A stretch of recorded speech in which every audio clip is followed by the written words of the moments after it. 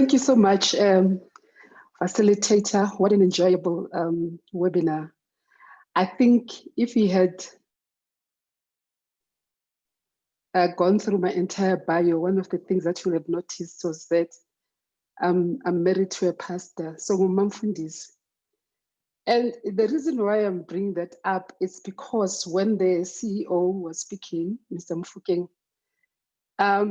I don't know if any of you were paying attention towards the end. You mentioned, lastly, I'm going to say this. Lastly, I'm going to say this. And I was counting. He mentioned it 3 times.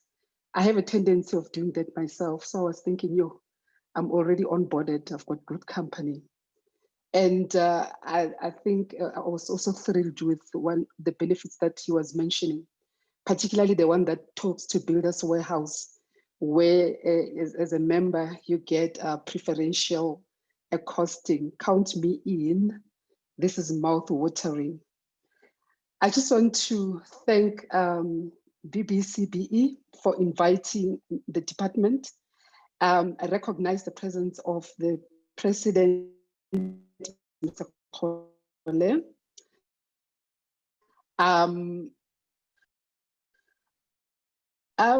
I just want to say that as a department, we've also put firmly the spotlight on the construction sector.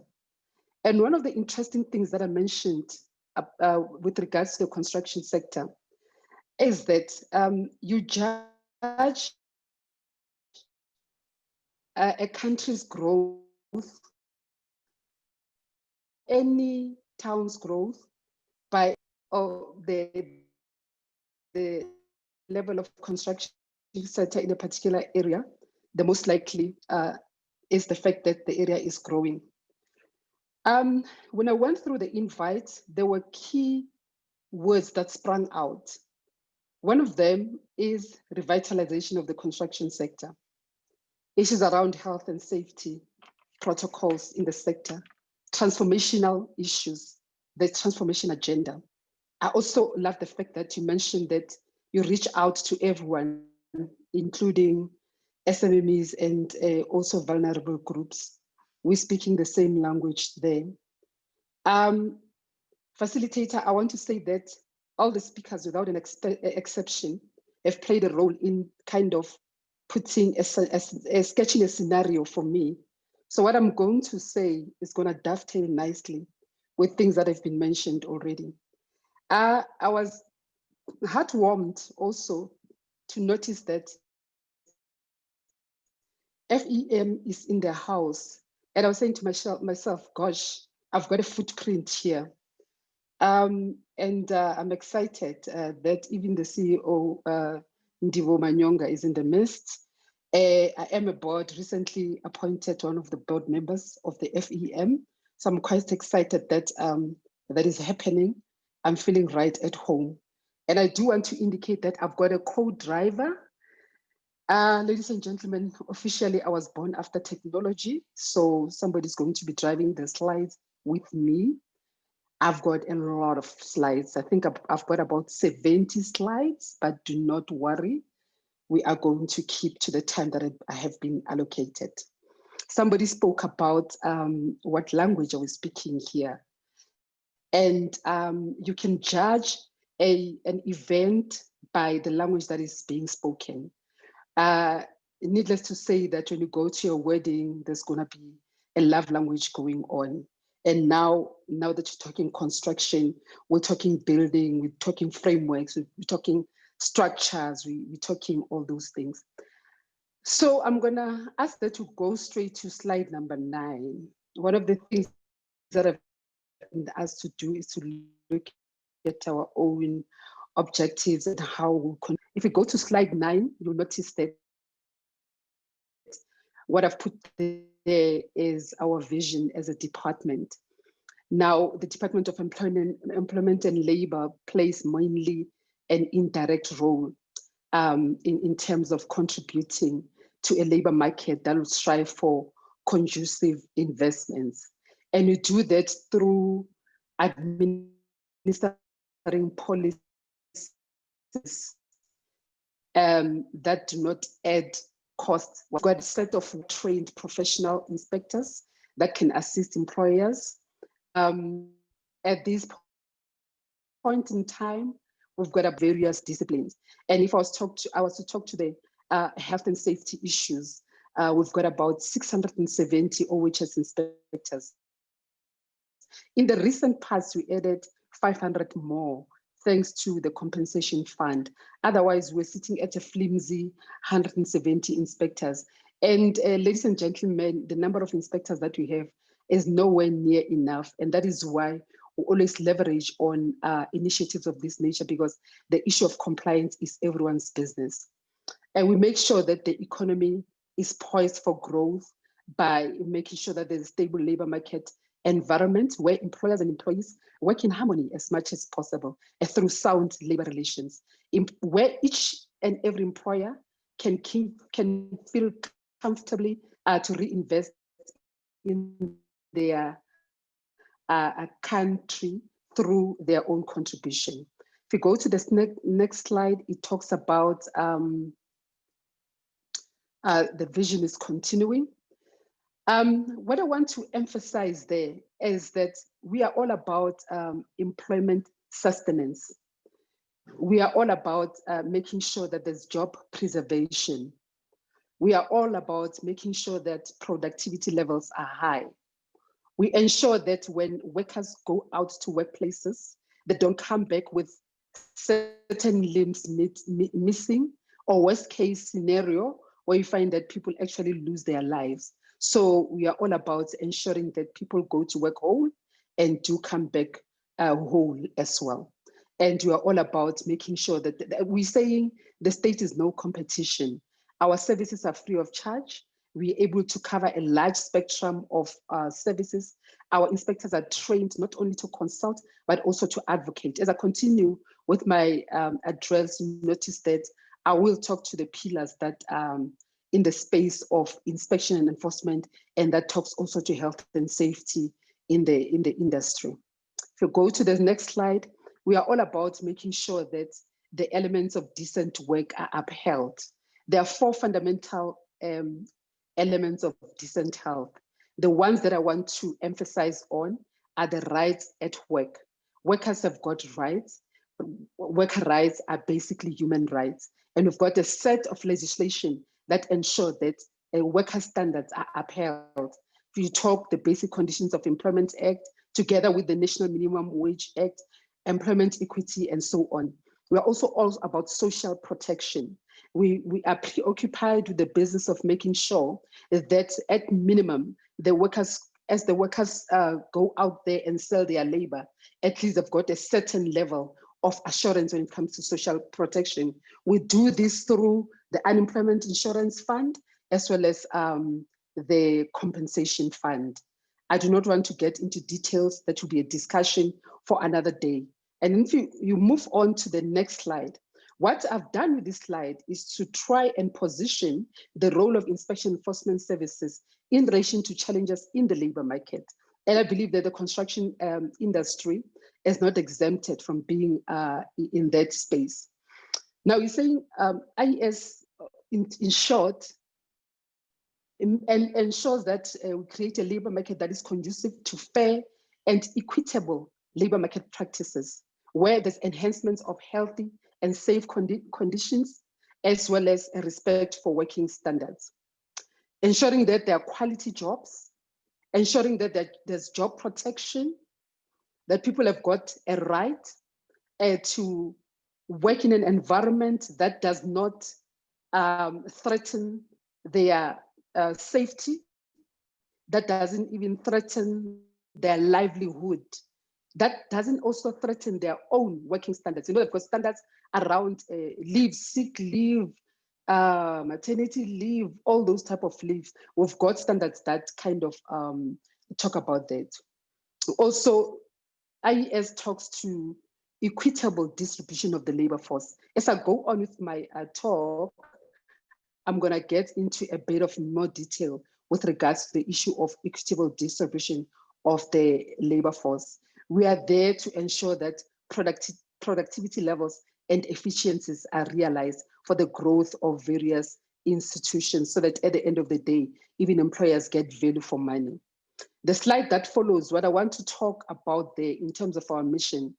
Our mission is to make sure that you create the type of environment that will be conducive to investment, economic growth, and employment creation.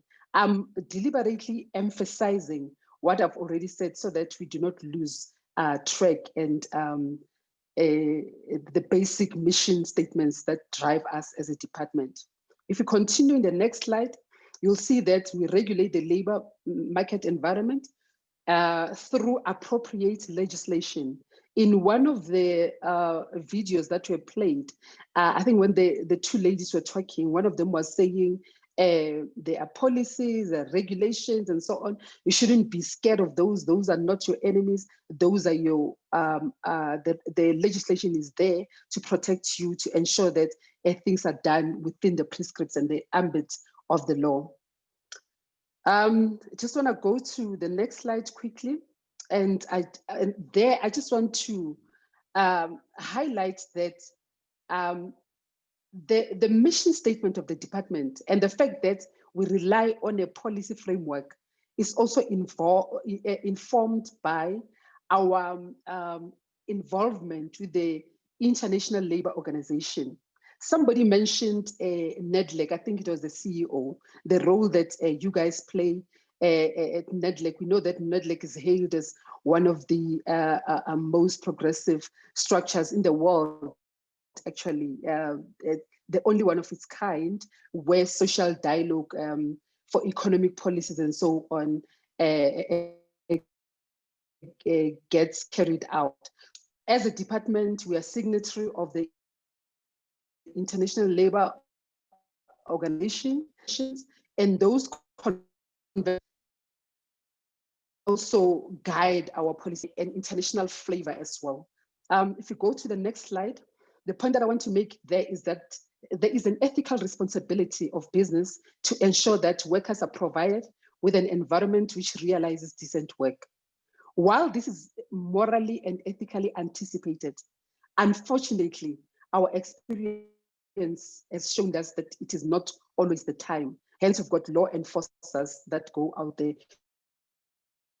You cannot leave the goodwill to the role of labor laws. What I want to pull out from that slide, slide 17, depending on where you are standing, labor laws can be viewed as either a carrot or a stick. You can view it as a carrot if you are positive, if you are willing to comply with the law, and if you want to grow. You can view it as a stick if you want it to act as a deterrent. And we've got an ethos as a department that at any given point in time, we're willing to work with employers that are willing to comply. We do not want to have a cop approach to catch you out. What we want to be seen to be doing and what we known to be doing is that we want to be a strategic partner in ensuring that we enrich the whole spectrum of compliance with our labor laws, because there's something in it for all of us. I've spoken about the IES mandate. I just want to go quickly to slide number 21. Actually, the slide is preceded by a slide that talks to COVID-19 issues. We know that the onset of COVID has really, it was a rude awakening. It has forced us to do things differently. It has caught us at a certain level, napping, but at the same time, it has forced us to say, what is it that we do and do differently in a way that is going to assist us to be relevant. And that is why you see that at this point in time, we even have webinars. Who would have thought that we could be sitting in different places and have a seminar going on? If you go to the next slide, the first point talks about that directly, that during COVID-19, the benefit of the department, and that benefit is available also for the members of the BBCBE, is that you've gone on a rampage, you've worked flat out to ensure that we reach as many institutions and people as possible, advocating our laws, because we believe that we need to have people that are informed, people that are not going to second guess themselves. So advocacy talks to one of our models, inspections as well, and enforcement. I've already covered the issues around advocacy. I just want to draw your attention to slide 26. At the onset of COVID-19, the only inspectors that were busy until I think around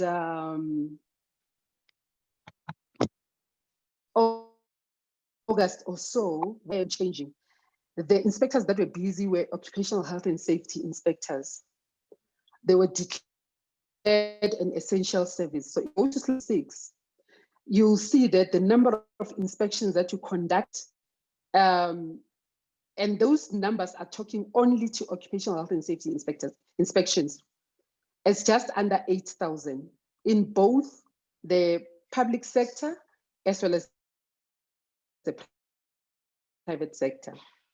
6,000 in the private sector rather, and then in government or the public sector, we conducted 1,718. Interestingly, we found that with regards to compliance levels, the public sector was lagging behind. And consistently, we were saying charity must begin at home.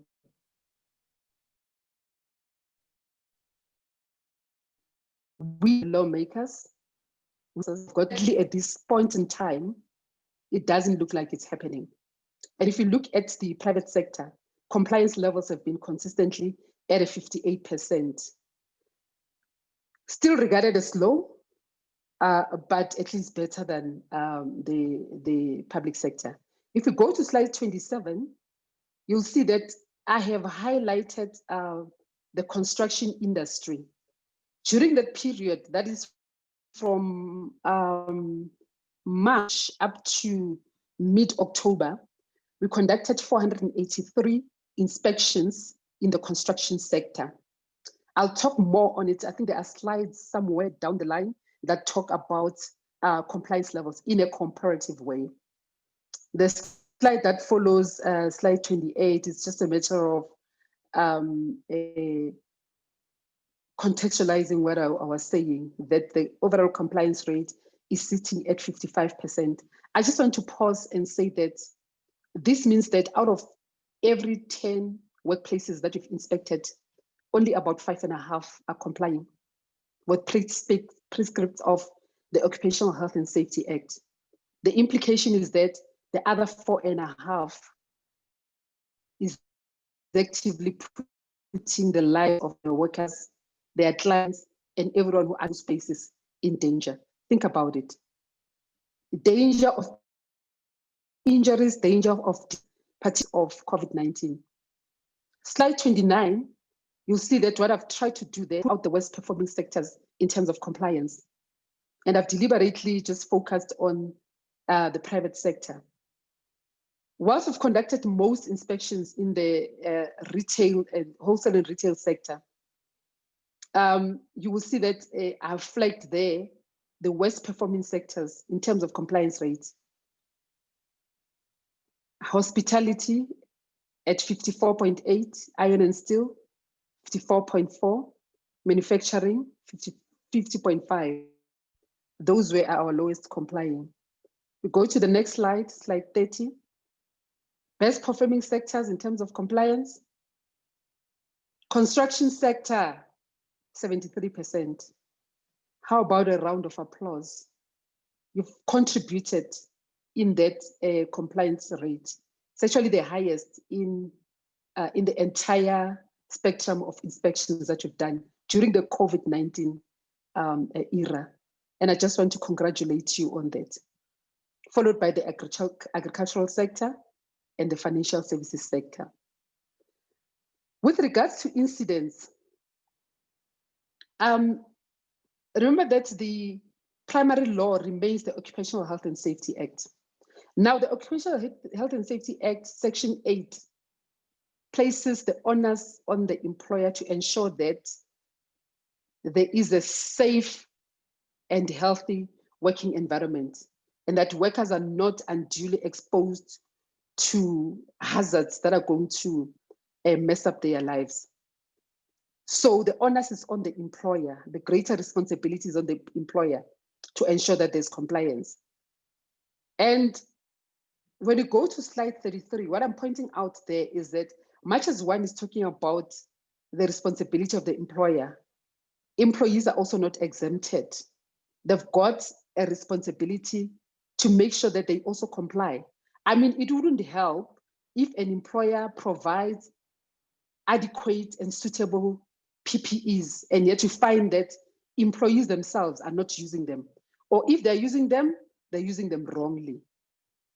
So it is important that the employees also need to come to the party to play their role. If you go through the OHS Act, there's a whole section that is dedicated to the role of employees. Section 14 up to section 20.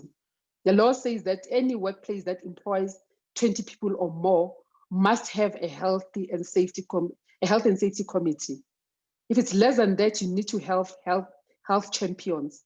But somebody must be there from the employee's point of view who's going to assist with monitoring and planning, actually starting from planning.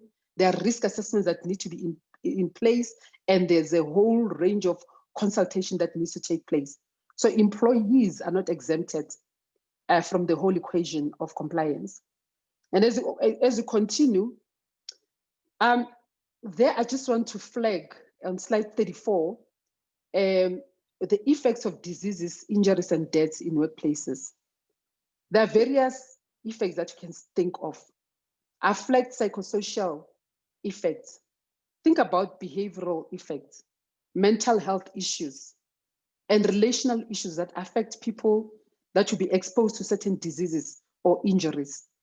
I mean, once you are exposed to some type of diseases, they're bound to be mental and psychosocial issues that you will present with as somebody who's a victim of an undue and unsafe workplace. Socioeconomic impact goes without saying, that once you're exposed to undue or hazardous working conditions, the standard and quality of your living takes an impact. And so do people around you. And once there's a loss of income or a reduced income, it has got an indirect spin-off to the economy. Because once people don't have money to spend, then the economy also takes a knock, either money to spend or save or whatever. The workplace itself is not exempted. Any workplace that would have higher rates of diseases, injuries, and even fatalities is presented with staff turnover. You need to train and develop people from scratch, and you find that productivity levels will take a knock because you need to build also issues around experiences from scratch. What is the value of the culture of OHS? Remember, I said that the responsibility of ensuring that there's an environment that is compliant rests with the employer. Now, ladies and gentlemen, I want to talk about two concepts. The one concept is mainstreaming, and the other one is integration. If you think about mainstreaming, think about a smoothie. And if you think about integration, think about a fruit salad.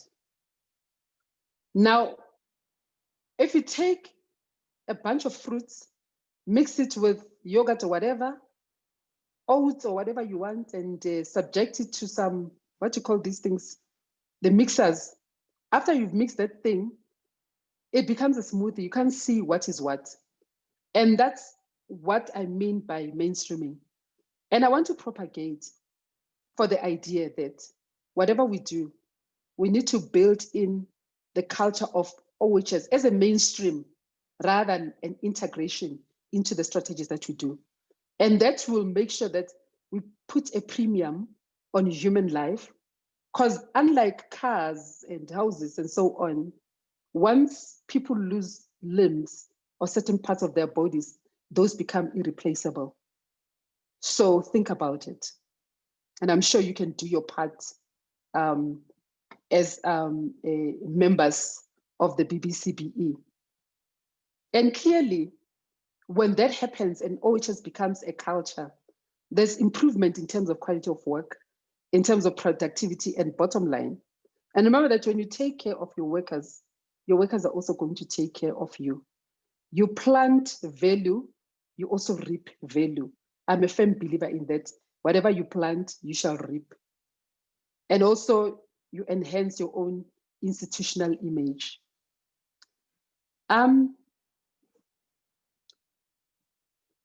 Our country does not have unlimited human resources, and therefore, we need to ensure that our workers are adequately protected. Any injury that takes place also impacts directly on the compensation fund. I'm not sure if my presentation is still showing. You'll indicate if it's not, because I'm not seeing it. But there are slides that follow, and I just want to acknowledge the work that is done by FEM. What we've done, there are from slide 37 onwards, we've just put some graphs. We've taken the work that is done by FEM. As you know, that FEM is a licensed and a legal enabled institution to cover the construction industry in terms of the compensation fund activities. So if you go to slide 37, whoever is driving with me, you'll see an interesting statistic there. We've tracked at least the past 19 years to see what has been happening in the FEM in terms of incidents. The good news is that throughout those years, there has been a downward trajectory. If you go to slide 38, it's putting that into a trend, and you can see that there has been a downward trajectory. You go to slide 39, it shows the number of claims versus lives covered. Lives covered is the solid blue, and the claims is the line that is running across. You can see that initially the coverage was higher, and then it has gone down quite nicely. Then you go to slide 40. These statistics are showing a historic trend in terms of the construction sector from 2000 to 2017. What I want to highlight there is that during that period, in 2003, construction regulations were introduced by the department. And up until 2013, and then in 2014, we had the construction regulations amended. And regulations, we know that they're also meant to enhance compliance levels by stipulating the construction industry standards that need to be complied with. If you go to the next slide, it is talking fatals versus permanent disability. The red line is permanent disability, and the blue is fatals. The green is permanent disability resulting in pension, and the red is permanent disability resulting in no pension. So those are the statistics that we pulled out just to show some trends in terms of what has been happening in the industry. While fatalities are the worst case scenario, in some instances, permanent disabilities do not get the attention that they deserve. That's the point that I am making. If you go to slide 43, that slide is talking to total incidents, the lost days, and total cost. Now, what I want to emphasize there is that incidents have got a direct impact on the number of productivity days for any institution. So it does help us when we keep our incidents down. And also it goes without saying that it also affects the costs. The cost of incidents never decrease in terms of medical support. Non-compliance with the health and safety laws is very costly. It really costs the country and everyone that is involved money. I just want to go to slide 46 and just say, emphasize that thankfully, when you look at the statistics, and particularly the current statistics of FEM, you'll see that thankfully incidents are showing a downward trend. So that is something that needs to be noted and appreciated. I'm not going to go through the number of slides that follow. I think that what I want to emphasize is that if you go to slide 55, just in terms of a summary, you will see there the number of accidents in the years that you have put out. And you'll see the average costs of accidents, the days lost, and so on. So the point that one is emphasizing there, ladies and gentlemen, is that when we decide to take shortcuts and do not comply with the laws, it is costly. When we decide to cut corners and advance arguments that compliance is expensive, or we just do malicious compliance, it is costly. The last set of slides, I just want to talk about issues of transformation. And ladies and gentlemen, I'm going to talk about transformation from a point of view of the transformational agenda that is driven by the Department of Employment and Labor. We've got a law, the Employment Equity Act, on slide 58. The Employment Equity Act is a law that is really meant to address past imbalances in terms of distribution of the workforce across all occupational categories. If I was to tell you something interesting, is that the Employment Equity Act was promulgated in 1998. Since the onset of the law, not even one company, public or private, was ever found to be compliant with the Employment Equity Act. And this act goes to the gist of redressing the inequalities of the past. And I want to challenge the BBCBE. If the program is anything to go by, I mean, except the facilitator and myself appear to be the roses among, should I say, thorns? There are more men than women. And I think that it is a responsibility of every institution that wants to drive their transformational agenda to meaningfully make sure that they comply with prescripts of the Employment Equity Act. Lastly, I want to say that enforcement as a tool must be used to bring errant employers in line. We are willing to work with employers that want to comply.